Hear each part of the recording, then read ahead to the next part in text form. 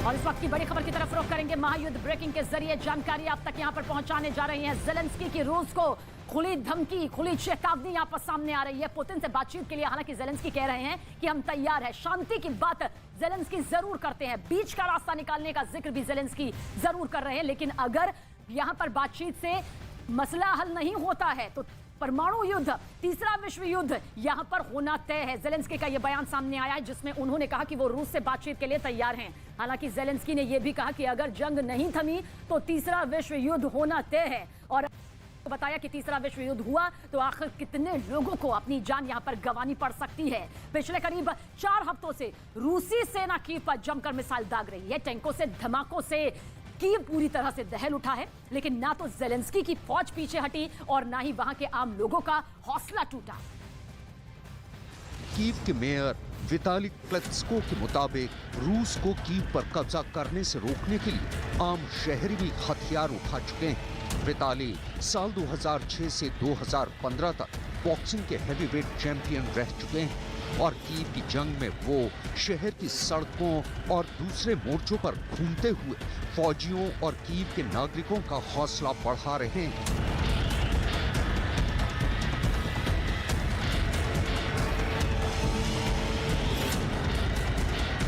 रूसी फौज की दिन रात की बमबारी से लोगों के आशियाने एक पल में खाक हो रहे हैं और शहर की खूबसूरत और ऐतिहासिक इमारतें चुटकियों में मलबे में तब्दील होती जा रही हैं। लेकिन आसमान से बरसता रूसी फौज का बारूद रुकने का नाम नहीं ले रहा है। अगर यकीन नहीं होता तो यूक्रेन से आई इन तस्वीरों पर जरा एक नजर डाल लीजिए, आपको खुद ब खुद समझ आ जाएगा कि पिछले चंद दिनों में रूसी सेना की बमबारी के बाद यूक्रेन की राजधानी कीव और उसके लोगों का क्या हाल है। लोगों की चहल पहल से गुलजार रहने वाली कीव की सड़कों पर शहर की ही टूटी इमारतों का बिखरा मलबा है। शहर छोड़कर अपनी जान बचाने के लिए भागते लोग नजर आते हैं और दहशत के सन्नाटे को तोड़ती मातम मनाते लोगों की सिसकियां ही सुनाई दे रही हैं।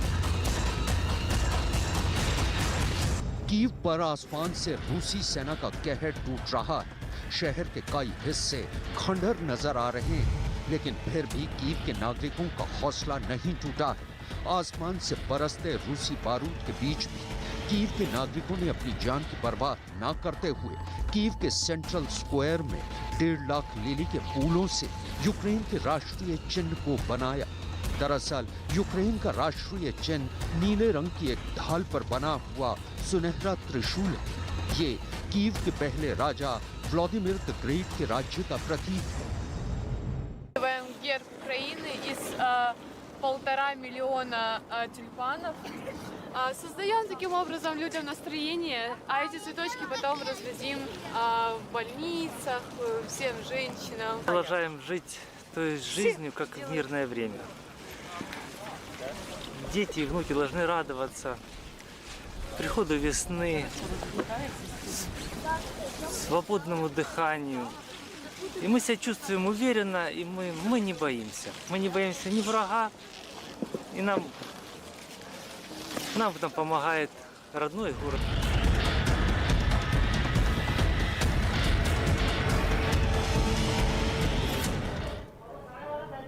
और तस्वीरें आप लगातार देख रहे हैं। 26 दिन से ये तस्वीरें सामने आ रही हैं और ऐसे में जो आम नागरिक वहां पर फंसे हुए हैं वो खुद दुआ कर रहे हैं कि अब ये जंग खत्म हो जाए। लेकिन इस बीच 26 दिनों से ये जंग लगातार जारी है। लेकिन बड़ी खबर जो निकलकर सामने आ रही है वो आपको बताते हैं, यूक्रेन पर हो सकता है परमाणु हमला। परमाणु हमले की आशंका लगातार जताई जा रही है। पुतिन का रूस की सेना को आदेश दे दिया गया है कि परमाणु सेना तैयार रहे और परमाणु युद्ध से निपटने की तैयारी में रहे। रूसी सैनिक ये कह दिया गया है पुतिन की ओर से, यानी कि बड़ा खतरा यहां पर अब हो सकता है। और अगर परमाणु हमला हुआ तो उसके बाद के जो कॉन्सिक्वेंसेज होंगे, उसके बाद का जो तबाही होगी वो सबसे ज्यादा भीषण होने वाली है। क्योंकि न केवल रूस को नुकसान पहुंचेगा बल्कि यूक्रेन भी पूर्ण रूप से तबाह हो जाएगा। और उधर बेलारूस के रूसी सैनिकों की मदद करने की खबर सामने आने के बाद कुछ यूक्रेनी महिलाओं ने भी जंग में रूसी फौज से लोहा लेने का ऐलान कर दिया, जिसका एक वीडियो भी सामने आया। जोश से लबरेज इस वीडियो में 5 महिलाएं हथियारों के साथ आपको नजर आ रही होंगी, जिसमें उन्होंने अपने मुल्क में हो रही, यानी कि यूक्रेन में हो रही रूसी बमबारी का मुंहतोड़ जवाब देने की बात कही है और साथ ही ये कहा है कि हम हमेशा यूक्रेन के साथ खड़े हैं। तो ये वो 5 महिलाएं हैं जो यूक्रेन की महिलाओं का प्रतिनिधित्व करती हुई नजर आ रही हैं और कह रही हैं कि हम इसी तरह से यूक्रेन का साथ निभाते रहेंगे और रूसी हमले को मुंहतोड़ जवाब भी देंगे। और जिस दिन से रूसी सेना ने यूक्रेन पर हमला किया यानी कि 24 फरवरी, उनका एक ही टारगेट था कीव पर रूसी झंडा फहराना। लेकिन युद्ध के 26वें दिन भी रूसी फौजियों के हाथ खाली हैं।